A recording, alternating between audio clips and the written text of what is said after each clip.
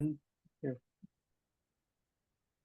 up to about a dozen members now, so hopefully a few more will come in the next few minutes. Welcome once again to Metro Plan Orlando Vision Zero Task Force, fifth meeting, the final of the plan adoption period, but we will discuss about where things go with this group later on today. And nothing in particular that I have other than to really hand over to Catherine, who will take us through our agenda again and give you all an update on the progress and continue on with the feedback that we count on from you for making this a success. So, Catherine, off to you. All right, great. Thanks so much, Mike. Let's see. So I'm just gonna run you through the agenda here today. So we'll just do some brief recaps of all of the prior meetings, an update on public engagement, and then really just sort of a host of updates, how we're finalizing things. We'll go through an outline of the plan, really hoping that we can have a good discussion on sort of the Safe Streets and Roads for All grant cycle, see what folks are thinking about on that front. And then also, how do we envision this task force evolving as the plan is adopted and we move into actually implementing some of the plans and strategies.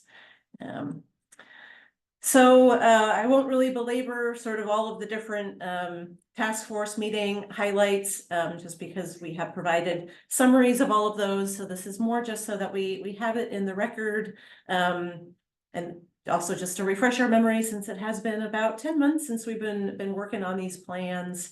So really in that first meeting, we talked through what we thought the biggest barriers were and just went through an overview of the Safe Systems approach and Vision Zero. In the second meeting, we went through the high injury network, a deeper dive into the crash trends, and then really focused in on what some of the public engagement efforts would be throughout the project. Task force number 3, we went through how we've been implementing some of the public engagement strategies, the high injury network highlights, some opportunities for countermeasures, and that's where we really started jumping into the policy benchmarking, identifying sort of the framework for different actions and strategies. And that's when we also started talking about different reduction goals. And then in our last meeting, we went through sort of what some of those goals and guiding principles would be, countermeasure pairing, prioritization criteria. And so here we are in our last meeting, kind of tying everything together. So I'll just jump in on some of the public engagement highlights. We and the collective teams who are working on the county and local plans have been very busy doing outreach within our communities. Collectively, we've attended over 40 community events. We've talked to over 1,000 people at those various events. We've had about at least 150 sort of local government meetings. So that includes the county steering committees, the local working groups.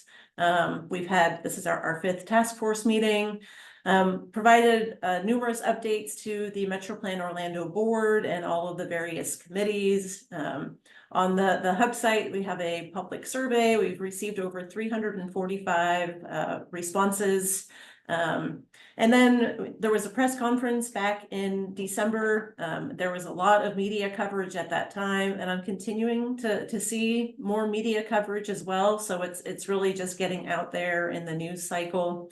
Metro Plan Orlando put together a great call to action video that's received over 400 views. And also wanted to highlight that the hub site that we put together has had over 10,000 views by about 2,700 unique users.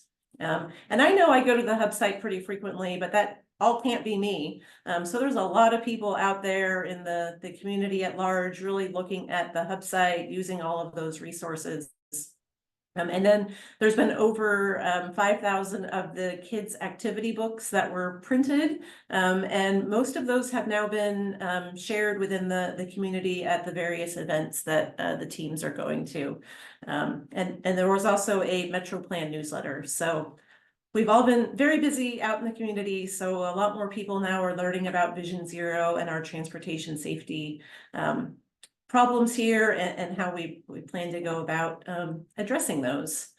Also wanted to note that we've been working on pulling together some social media templates. So these will all be provided soon to all of the counties and local agency public information officers to use to help share some of the safety messaging through various social media outlets. And we're timing this to really coincide with when plans are adopted as well. So we have a number of different messages, and these are all really pivoting from some of the national messages from NHTSA, but making sure that we're adding some of the local data so people can really kind of see themselves in the data. So those will all be available soon. We've also had a couple of speaker series events, and we have a couple more that are planned. So I'll share a little bit more about Rebecca Sanders on the next slide, but wanted to highlight that we will have Charles Brown here May 23rd doing a presentation on equity. That will be a virtual presentation. So some save the dates will be sent out soon for that. We'll also be hearing from Melissa Wandal, really sharing the perspective of those left behind. She suffered a tragic loss and has been instrumental in getting the red light camera laws going here in the state of Florida. And then after plan adoptions, we also plan to have a speed management discussion with Lorene from District 5, Whit from Forward Pinellas, and then a staff member from the Los Angeles Department of Transportation. So trying to understand how things are working in other states and just get a different perspective there. So more to come on those, but May 23rd and June 4th, you can save the date. Invites will be coming out soon. And then wanted to highlight that Rebecca Sanders was here a couple weeks ago at the Best Foot Forward Summit, and her presentation was recorded. It's available on YouTube, so there's the link below. You can also scan there on the QR code to have that handy.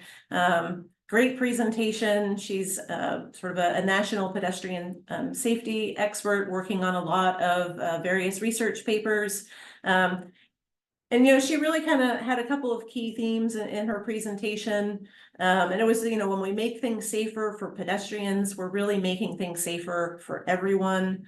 And she also highlighted that we really somewhat have a broken traffic safety culture in our country, with some of that accelerating after COVID. And then she also highlighted that really the enforcement piece is the last line of defense, and it's really indicative of failures elsewhere in the system. So would just encourage you when you have time to listen to her presentation. See, before we move on, any questions or anything else folks wanted to add on the public engagement side?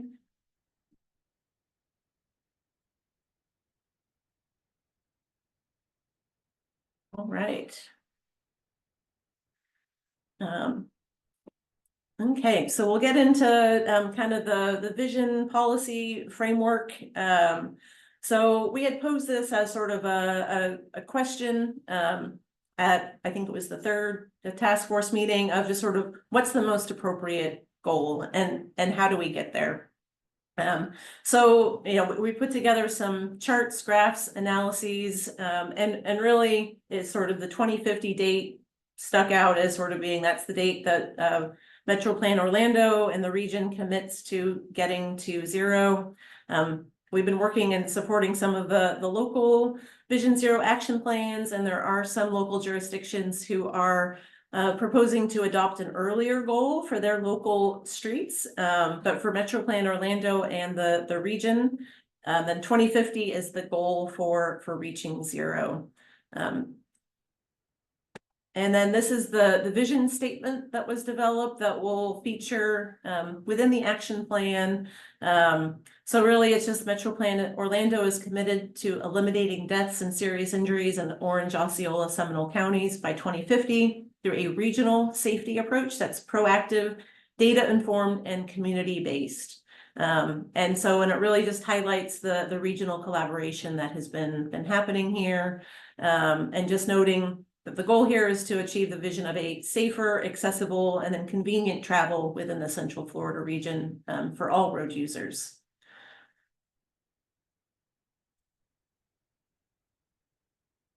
And then in terms of the policy framework, the policy framework really already exists in the Metro Plan Orlando 2045 MTP. So we're not proposing to change that. Really, the foundation is already there. It's goal number 1. So really what the Vision Zero action plan does is it adds the 2050 date to it, and then a host of other strategies and means by which we will get there. And so you can see here on the screen that the objectives within the goal number 1 of safety and security really align with the action plan vision statement that I just shared, including that emphasis on the most vulnerable road users and then eliminating fatal and severe injury crashes. And then there's also an objective of improving emergency response times and incident clearance times, and that aligns as well with the post-crash care element of the safe systems. And then this here really just highlights sort of within that policy framework what some of the indicators already are within the 2045 MTP. So, you know, again, what we're proposing here already really exists within the Metro Plan Orlando framework, and so we'll just be highlighting this within the Vision Zero action plan. See, any questions or comments on this before we move on? But just, yeah, really the regional goal is the 2050, and then we'll also be noting in the regional plan what all the various local jurisdictions are committing to as well through their Vision Zero action plans.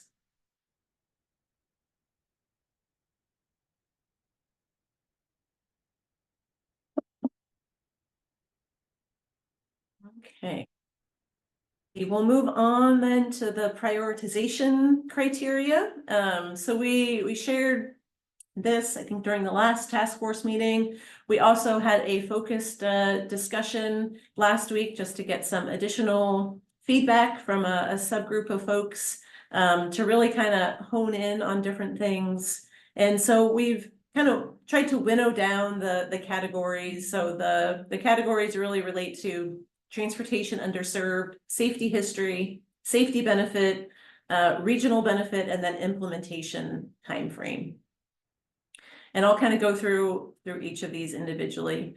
But also just wanted to highlight some of the key factors that we thought within the prioritization criteria. So really it's the ease of calculation. There was a discussion on whether or not we could include sort of crash modification factors or benefit cost ratio analyses.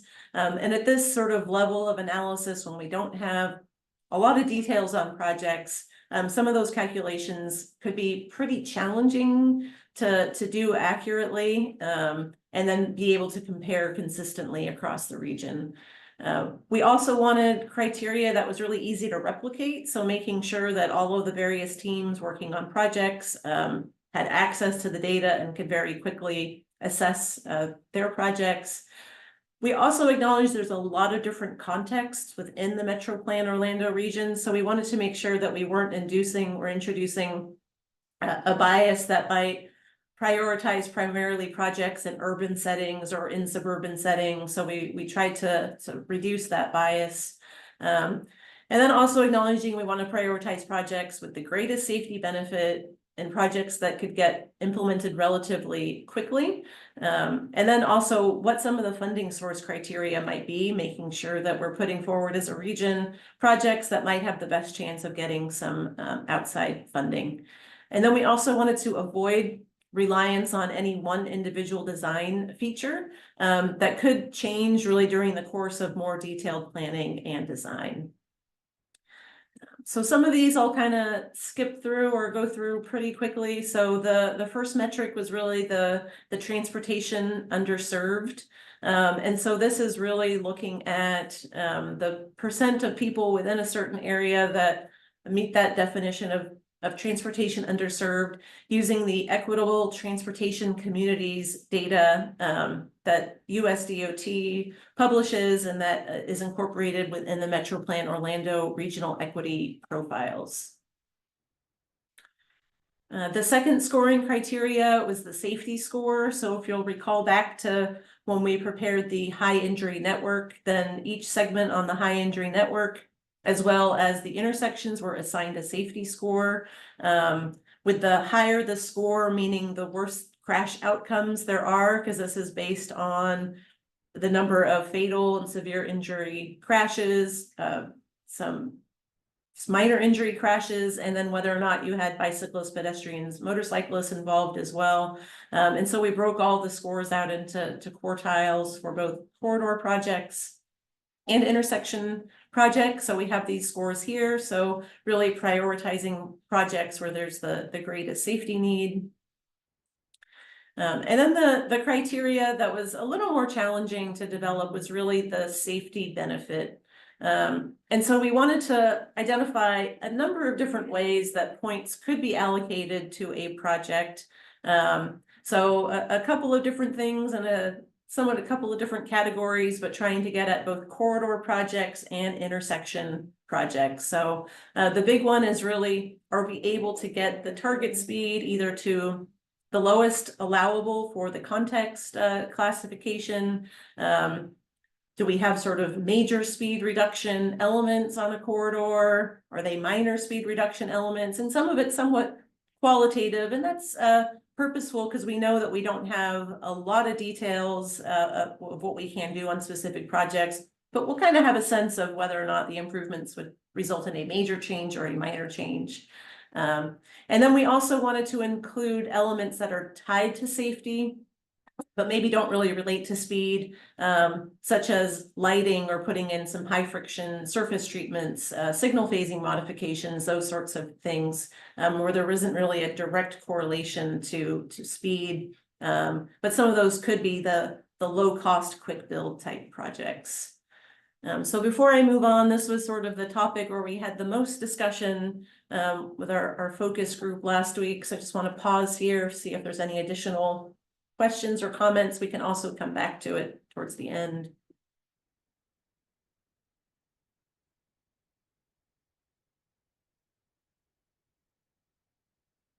All right.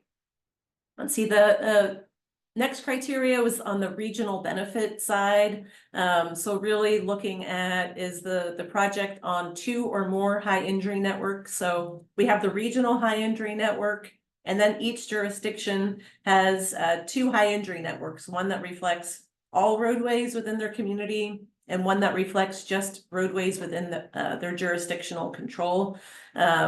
So there are a number of roads that are actually on 3 high injury networks. So for example, they're on the regional high injury network, they're also on a county high injury network, and then they're also on a city high injury network. And we have about 3 or 4 roadways like that in the region. So that's the regional benefit category. And then the last one is really the project readiness and support. So on this, we really tried to find a lot of different ways to give projects kind of full points in this category. So one being that the extent of a project, or at least 50% of a project's extents, are already in an adopted plan that included some level of public engagement, and meaning that there's some level of public support for it. That there's 35% or more project design plans available. The project primarily includes low-cost, quick build type elements, and then projects can be completed within 5 years. So for some of the SS4A implementation grant funds, it's a requirement that projects must be able to be implemented within 5 years. So projects that might require significant right-of-way or utility relocation may not be the best projects to fund through the SS4A grant funds. And then the last topic was really how do we weight all of these? And so based on the discussion that we had last week, it was really identified that the safety history, sort of what's currently happening with crashes, that should have sort of the highest weight. And then we really wanted to prioritize projects within those transportation underserved communities and projects with the greatest safety benefit.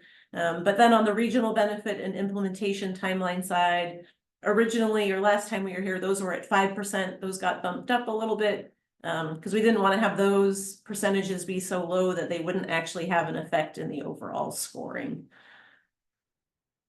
Let's see, questions or comments on the goal area weight or any of the prioritization criteria?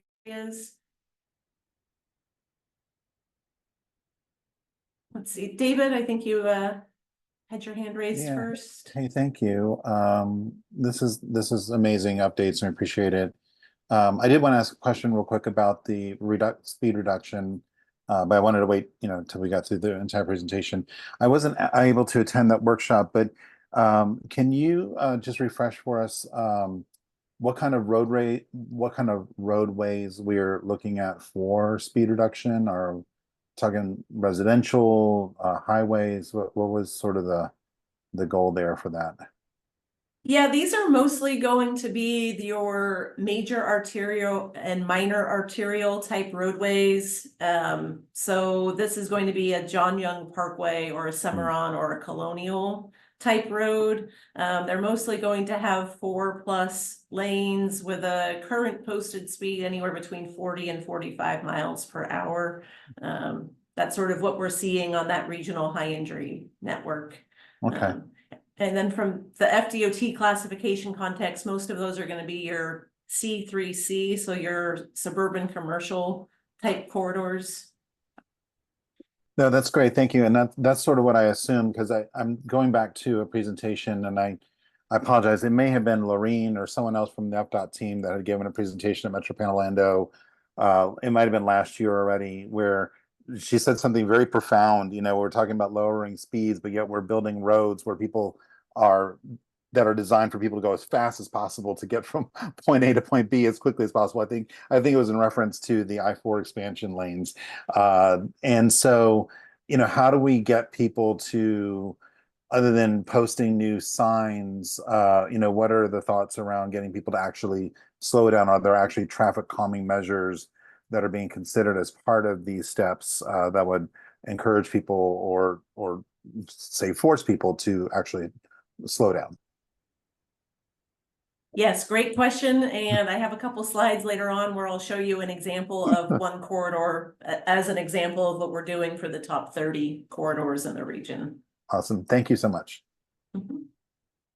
Laura? Hey, I don't completely have my question fleshed out, but I feel like if I ramble for a little bit, you'll figure out what I'm trying to figure out. So the implementation timeline, the project readiness, these projects will be prioritized and put into our safety action plan for the region as well as the local municipalities. I feel like there's an interesting relationship between the project readiness and then the other planning documents that the safety action plan will roll into, the PP, the prioritized project list and the TIP and the Metropolitan Transportation Plan. So can you maybe explain a little bit more about that thought process on project readiness and the relationship with these longer range planning documents that I think this action plan folds into? Yeah, great question. And I might need some Metro Plan staff to, like Alex wants to comment on that. Alex? Yeah, I'll provide some feedback. So I think as we look at prioritization criteria, we have to really put the criteria in context of what are we prioritizing for. So I think for purposes of the criteria here, the thought process is if we're going to pursue a federal discretionary grant where these time constraints are criteria, we need to build that into our evaluation process accordingly.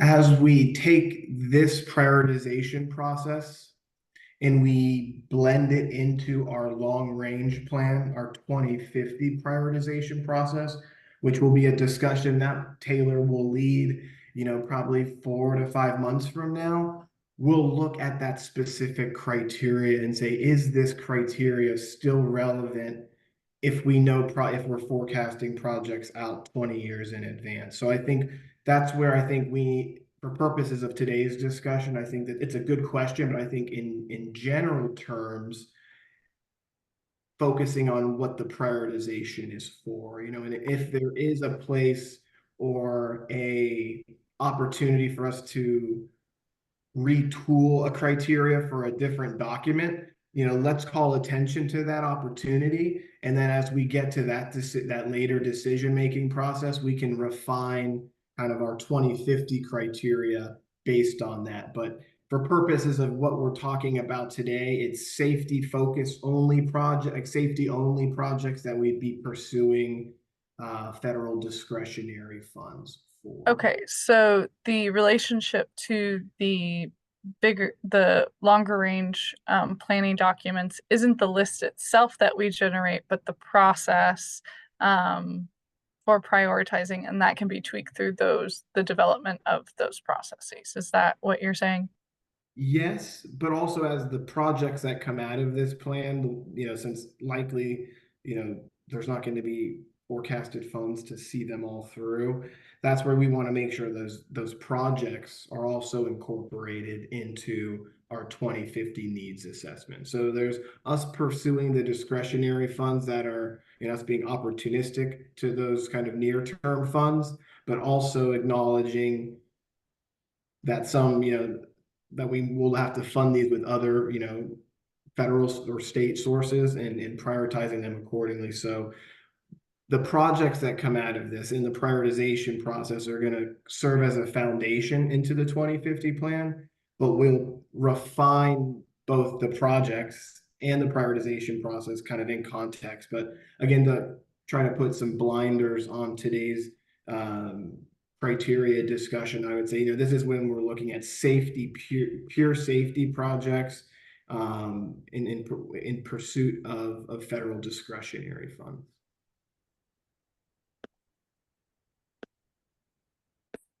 Great, thanks, Alex. Josh DeVries. Josh DeVries has his hand up. Josh? Thank you. Could you flash the last slide up real quick? I didn't have a chance to read through that as fully, but okay, that's right.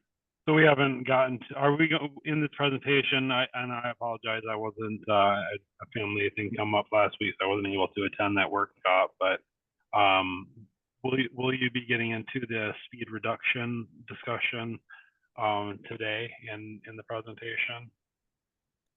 I mean, I'll show an example of a project that we're looking at for speed reduction, but I think that's really here on the safety benefit. Are you saying more of an example of how we might score a project?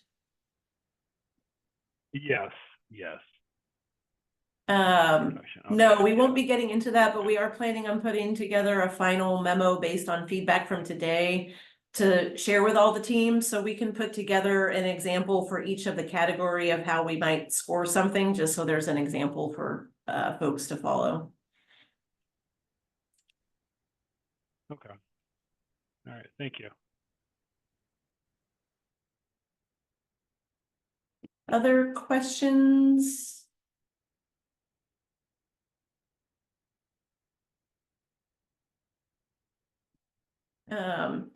Also just wanted to note, as Alex mentioned, this criteria is for the regional plan and for really the purposes of sort of SS4A supplemental planning and implementation grant funds. How do we want to proceed as a region? There's a lot of latitude for local agencies to adopt some of this or adapt some of this criteria to better meet their local planning processes, adding in additional factors as you have more data.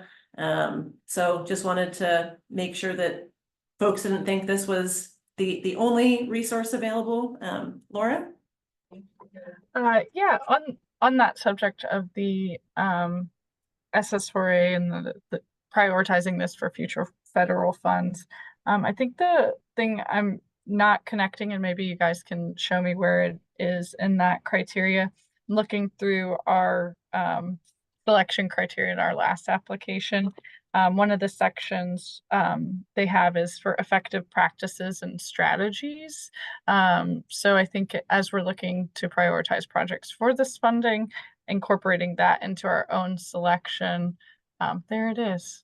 There you go. Go continue. Apologies. Yeah, so it was one of those things, some of the first drafts of the prioritization criteria were just too complicated, too convoluted. There wasn't a consistent way of evaluating them across the entire region. So we kind of, that was the simplification process. But I did want to call out really what the SS4A implementation criteria is. So as projects are kind of rise to the top of the list and further refined, these are really going to be the pieces of information that are needed in support of a successful grant application. So we'll want to make sure that collectively as a region that any projects that we decide to put forward, we're able to come up with some really solid narratives and the data to support all of this. I would say that the prioritization criteria that we've developed is more of like a screening criteria, and then there'll still be more work that needs to be done for an SS4A grant application. That's sort of, yeah. This prioritization process will be the first step.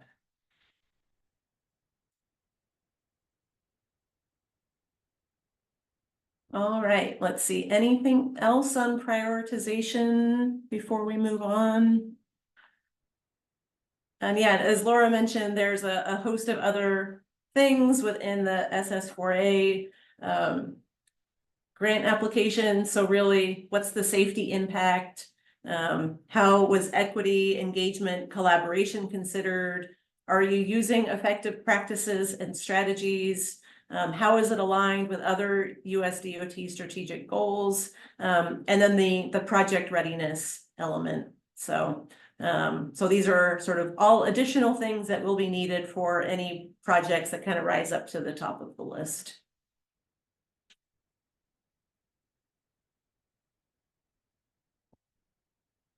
Okay, so not seeing any additional hands raised.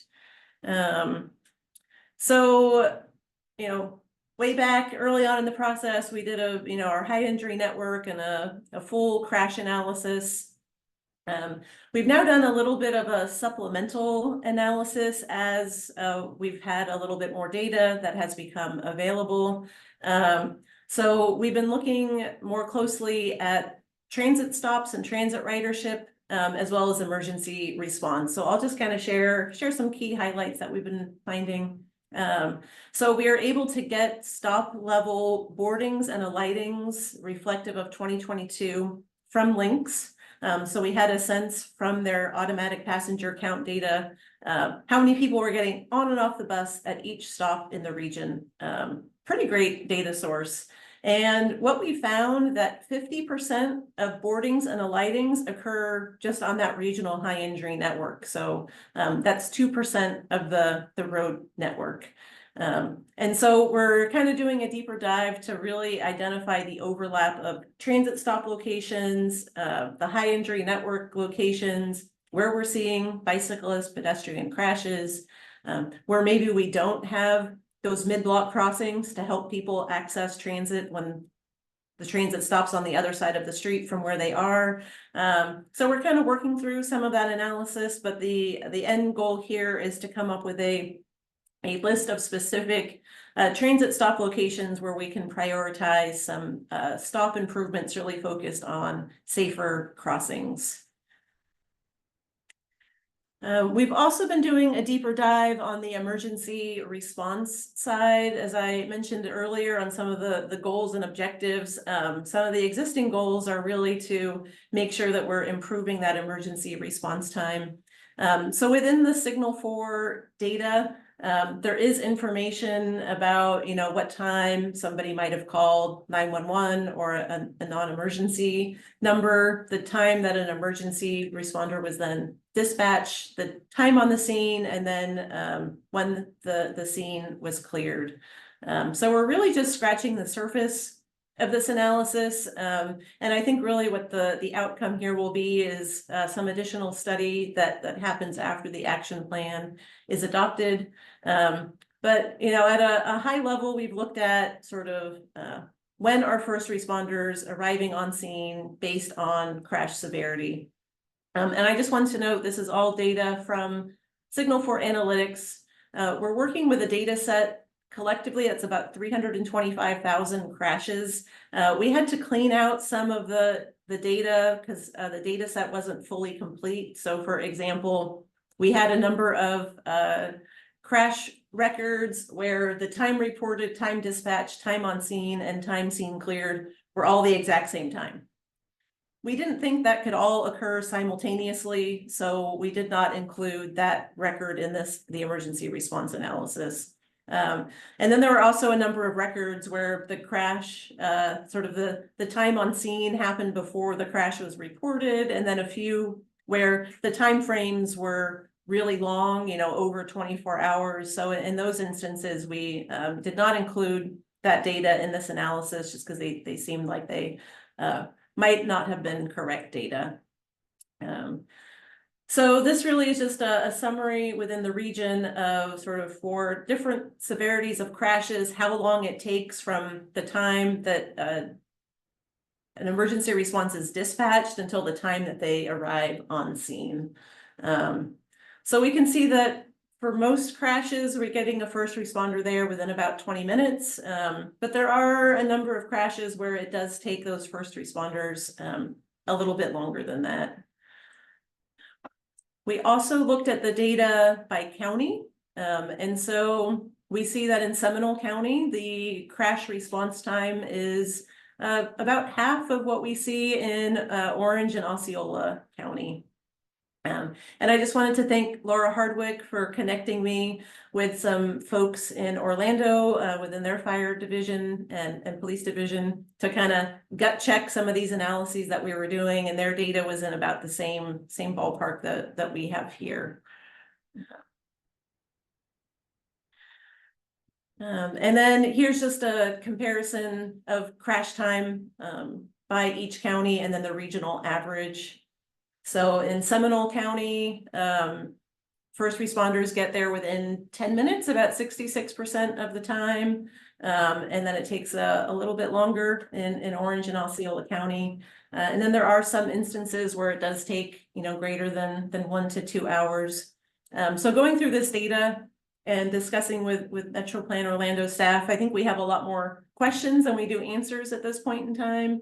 So I think we're planning on having an action within the action plan to do some deeper analysis here, and then perhaps collaborate with the local CTST and others to really understand this data and what can be done through Metro Plan Orlando to maybe help improve some of these crash response times. And then we also looked at the crash clearance time. So this is how long it might take to clear a crash scene.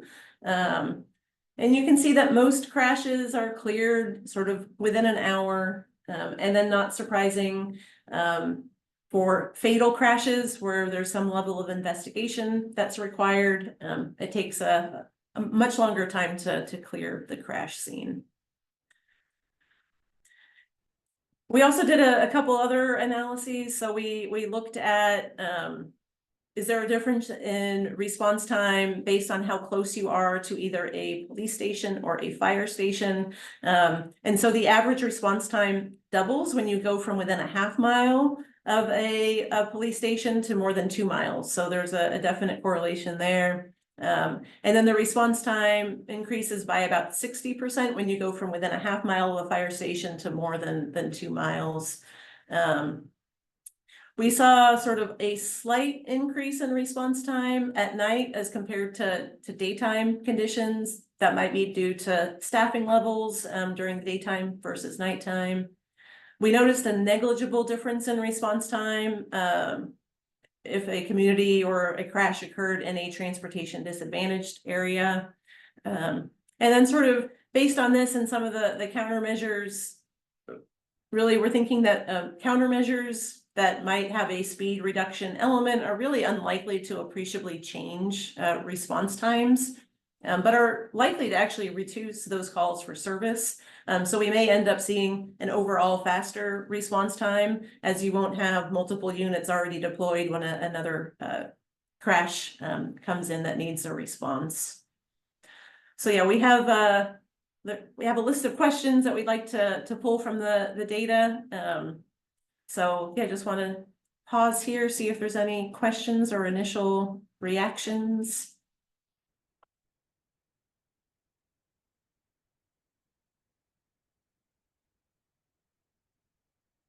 Laura? I can't remember it off the top of my head, but I feel like I have seen a stat about the number of minutes it takes to respond and the potential to survive a crash. And so I was curious if the data can dive into response times that are within a certain buffer of that key timing, to see if there are things we can do to move it towards that quicker response that could save a life. So using not just connecting response times to the reduction in deaths is what I'm thinking. Yeah, and that's referred to as the golden hour. So if somebody's able to get to a sort of level 1 trauma center within an hour of the crash or incident occurring, they have a much greater likelihood of survival. Yeah, great comment. And so maybe seeing some visuals on which areas, if the biggest increase in time is the distance, which areas really need that focus on, so that we can be within that golden hour.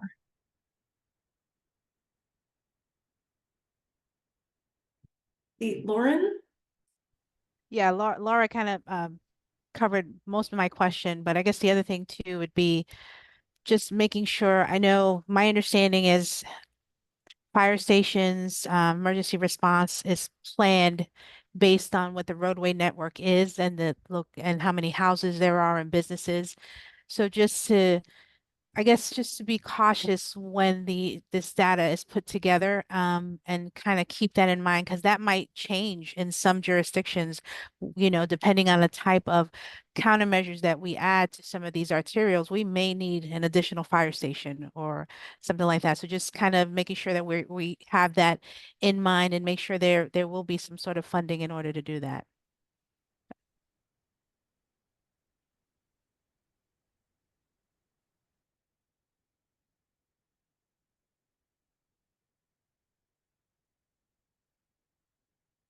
Other comments or questions?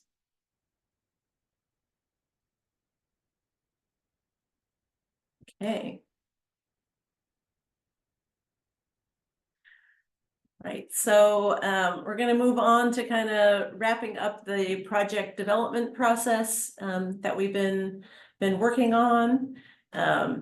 So sort of we've broken it down into these main steps here. So really identifying those network-wide countermeasures. So I mentioned earlier, we're taking a deeper dive at looking at the connection between bus stops and pedestrian crashes, maybe at mid-block locations, identifying where we might need some additional crossing enhancements.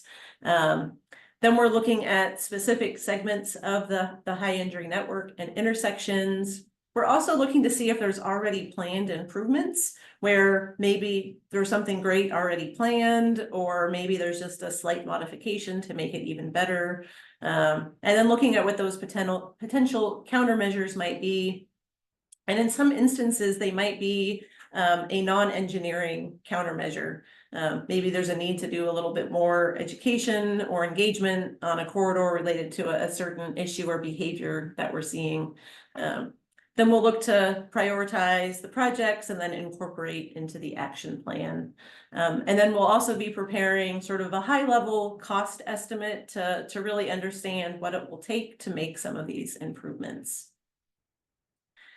So we shared before sort of a snapshot of what's in the engineering toolkit that we had put together. Also just wanted to note, based on some feedback that we've been getting from the task force, as well as some of the other team members, we're making some modifications to that, and we expect to republish sort of an updated refresh guide within the next week or so.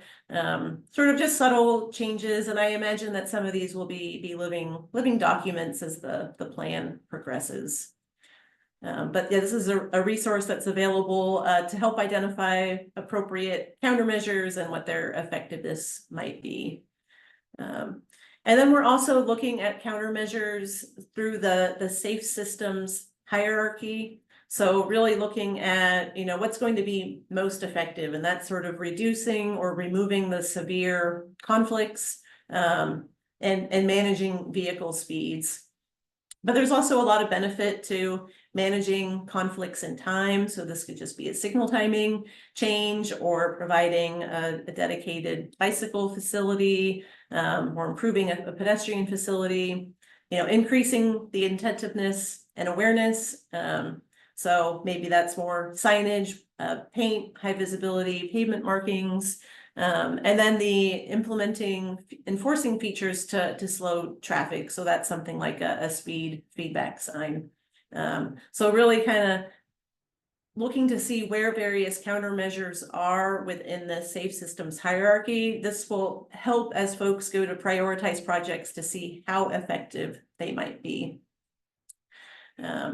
And then we've also put together some engineering countermeasure pairing guidance for the region to use as well. So when we're, you know, looking at nighttime crashes, you know, do we need to look to see if there's a need for additional lighting, or under wet conditions, you know, do we need some high friction surface treatments?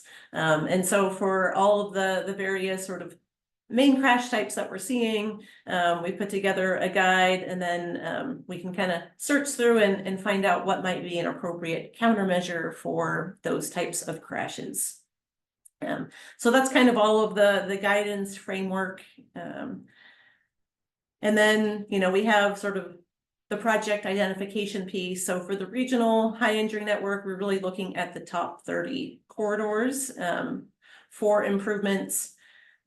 We've put together our high injury network focused fact sheet. So on this, we have all of the crash data for each of the specific corridors, a lot of the contextual information we've been able to include on that corridor, you know, where the bus stop locations are, and then how many people are getting on and off the bus on an annual basis. We have speed data and sort of a host of other information to help inform sort of what the countermeasure might be. And then just wanted to show a work in progress here on that same corridor. So really identifying, based on the crash data and the context, what are some specific improvements that we might want to consider. And so these are really all just intended for discussion purposes to kind of start the dialogue of what might be feasible. But sort of a flavor of some of the potential improvements include either relocating a bus stop or adding a marked controlled crossing, some signal timing modifications, adding some traffic calming elements. So really pairing the crash data, the roadway context with appropriate countermeasures for further evaluation. And so that's sort of the process that's being undertaken for the top 30 corridors. And then there's some collaboration going on behind the scenes between the regional plan and each of the county plans, because there is a fair amount of overlap on those roadway segments. I'll just pause here for any questions. I know we're going through a lot of different things today, but we're trying to wrap up a lot of things and trying to share with you our thought process and what of how we're getting to certain things, so.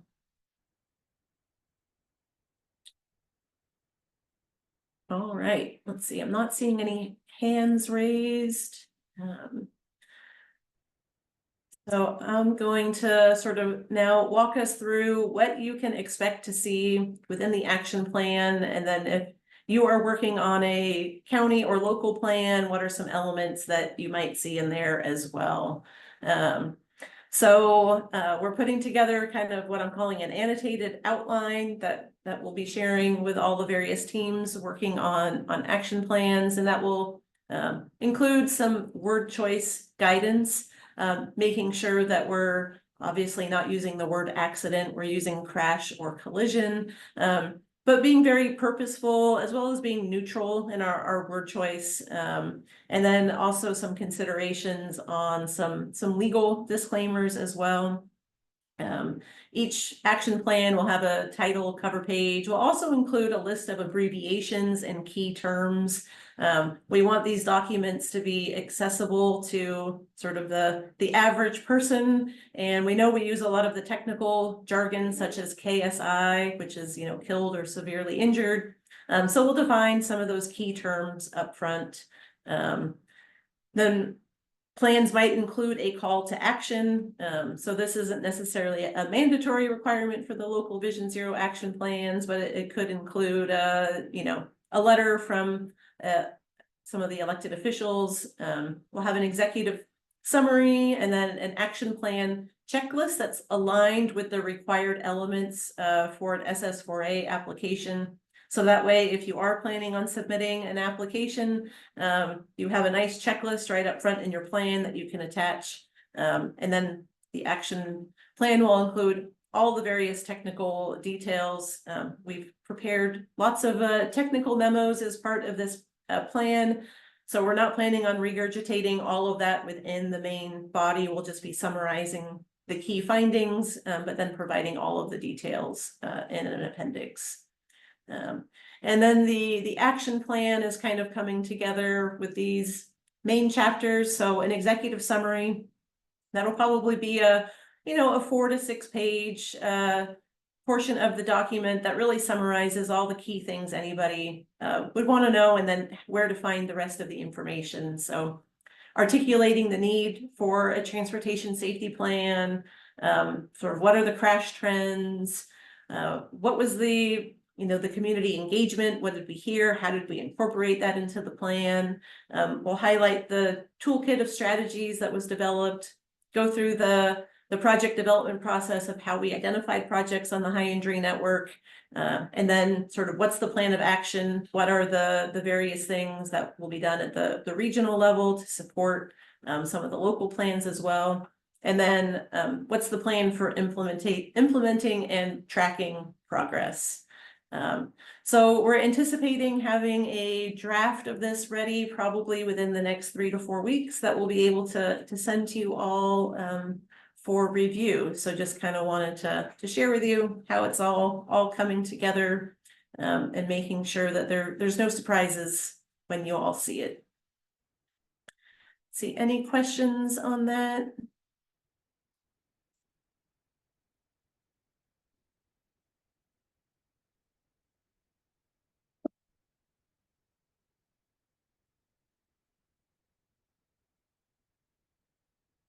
Right. So gonna move on. We're sort of nearing the end here. So this is more going to be an opportunity for others to weigh in on thoughts and provide feedback on this round of SS4A grants, but then also subsequent rounds as well. So this really is just intended to highlight how the regional action plan will meet all of the current SS4A sort of components, if you will. So on the description, so that's the requirement, and then sort of how the plan will achieve that requirement. So I'm not going to go through all of these, and we'll definitely provide this presentation afterwards so folks have a copy of it. But you can see that of all of the required elements within the SS4A grant application, you know, the regional plan will address all of them and sort of providing a nice roadmap for everybody to see how we actually got there. So hopefully this will make preparing some of those grant applications a little bit easier for you all.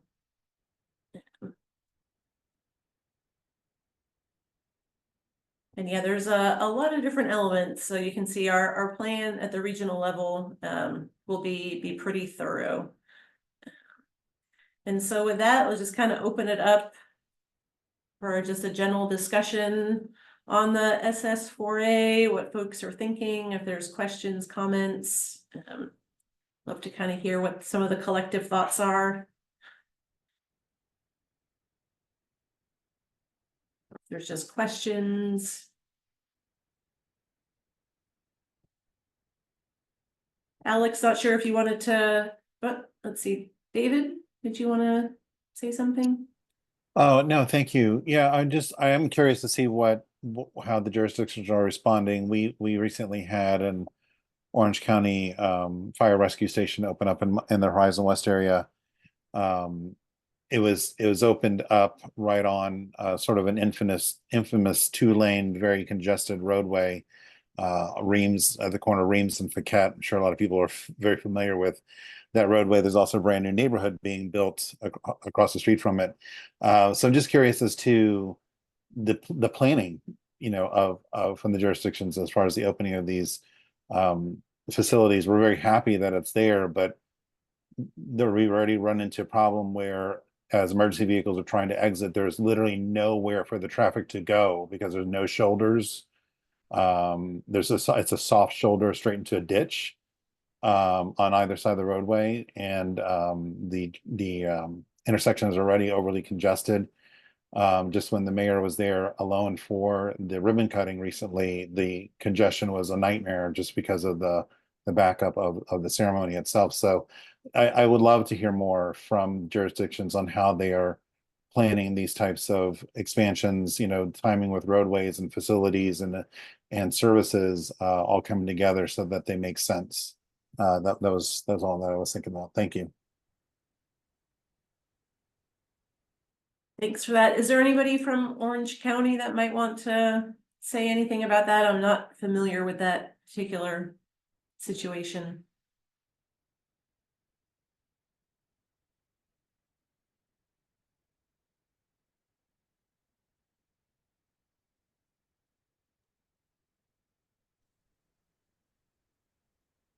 All right, let's see. I'm not seeing Umberto on the call. You'd be the best. Yeah, thank you. Yeah, we've been talking with Commissioner Wilson. She's working very hard to get everything up to the safety standards that we would want for our community. So we appreciate the community, our local government support on this. Yeah, and that's the challenge of fast growing communities, of having the timing of all of the infrastructure. Yeah, absolutely. Thank you.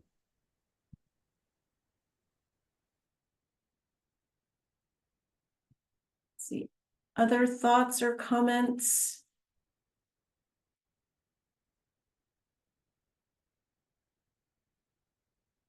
I'll chime in just to underscore the analysis that you've been doing on the EMS response times. I think even though we already have our action plan and are updating it, I saw a lot of value in that. It's something we haven't had a lot of time to dedicate to looking into that as we've been implementing our action plan.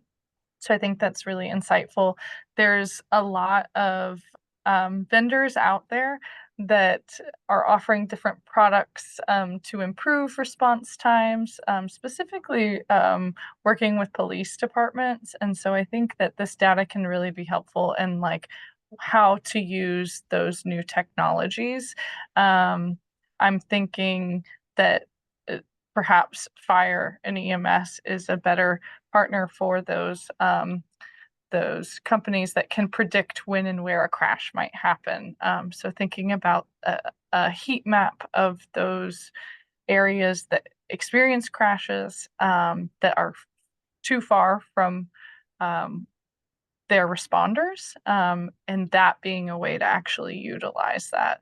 Because I think right now the technology companies are thinking just the presence of a police officer might prevent someone from making a mistake that could cause a crash, when really I think the pivot needs to be to that golden hour. So I think this research is getting me towards a more actionable step with the technology that's out there and the vendors who want to partner with us.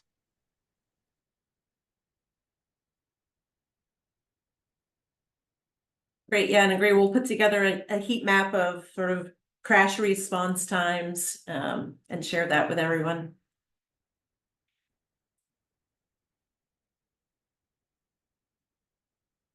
The other thoughts here?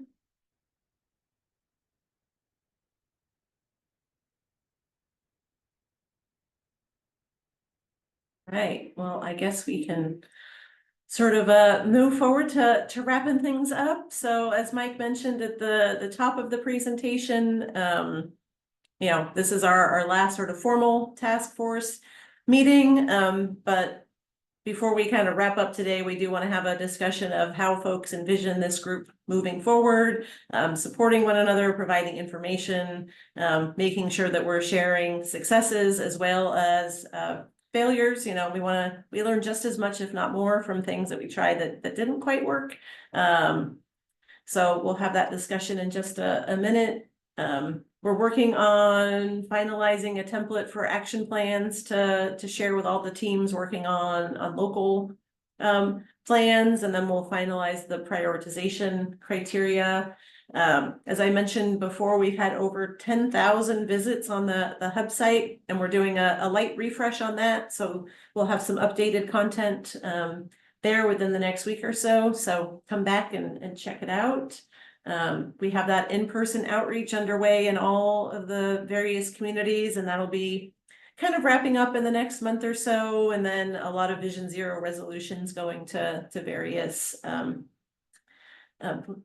city commissions. And then really we're just finalizing that action plan documentation. Soon as that's ready, we'll get a draft out to this group to review, and then look to actually implement some projects on the high injury network. So let's see, Mike, I'll just kind of open it up to you to kick off the discussion of how we envision this group moving forward. You know, who's a member, how often do we meet, what do we talk about, those sorts of things. Right. Yeah, thanks, Catherine. So as many of you are aware, this group sort of had its origins in our vulnerable users safety working group, which for a year or so prior to us submitting for the grant, receiving the grant, we were meeting about every other month for the most part. And so we certainly don't want this to be the end of it. There's still plenty of work to be done. And so what type of form and what sort of timing and what type of functions we want a group to address is what we need to get our heads around. You know, we can foresee, for example, we're looking already at a supplemental grant that will be either some supplemental planning or demonstration projects. And so this group will be a sounding board for that, and how we move forward with that. And then, of course, the guidance on how we carry that out as well. But then other things, you know, information sharing on an ongoing basis, doing deep dives into various aspects of safety, kind of as we did today with the response times, so that we could just have an ongoing improving our processes and continuing to advance the safety effort. So welcome feedback from all of you as to what kind of form that all takes.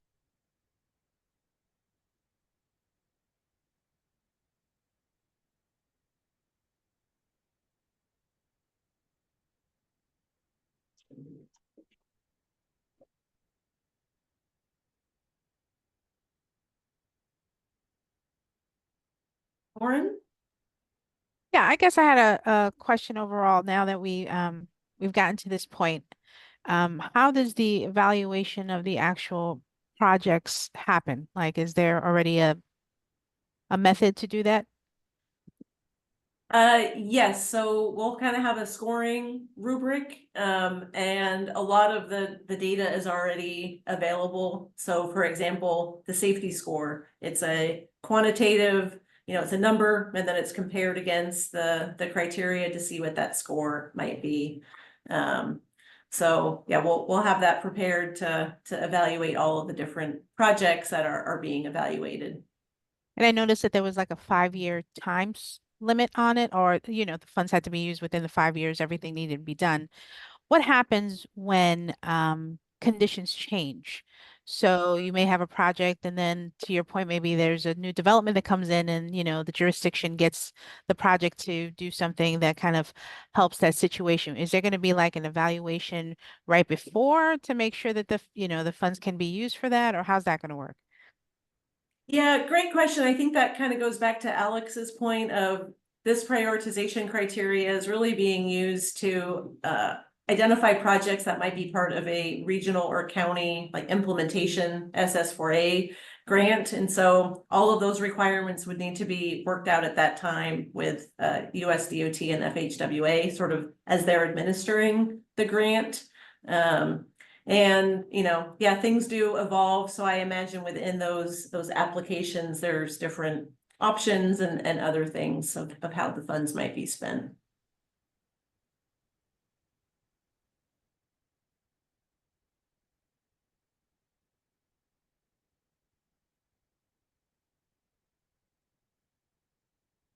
And Mike, I think you were mentioning that we were planning for this group to maybe reconvene in July, kind of right on the heels of plan adoption, and then jump right into tackling all the different action items.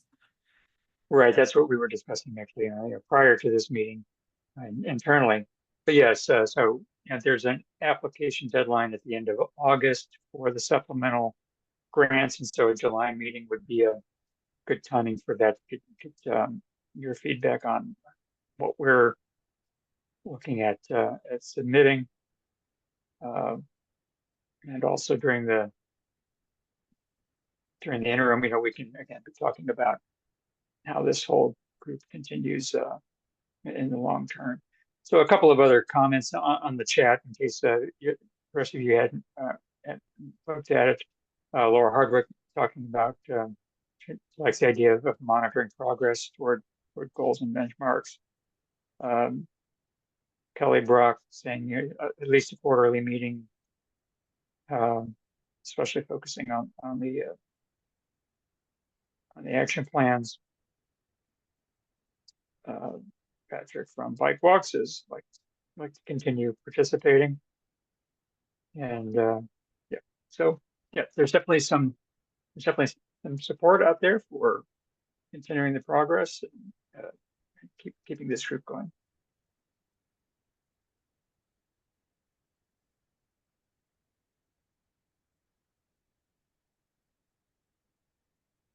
Right, let's see. So it sounds like, yeah, we'll keep the group together.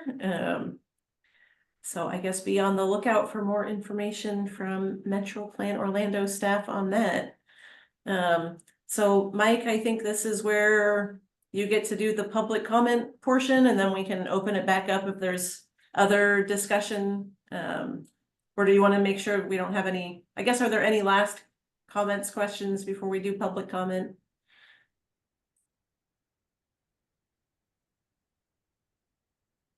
Right.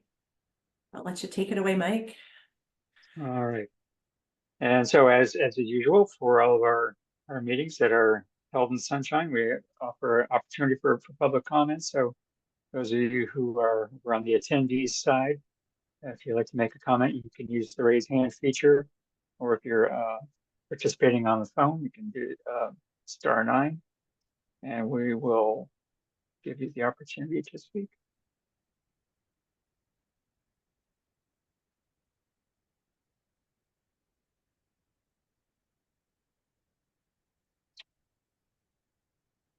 All right, well, not seeing any hands up, so I think that wraps up our meeting for this afternoon. Anything else from you, Catherine? No, just want to thank the task force once again for all the great feedback and insights throughout the course of the project.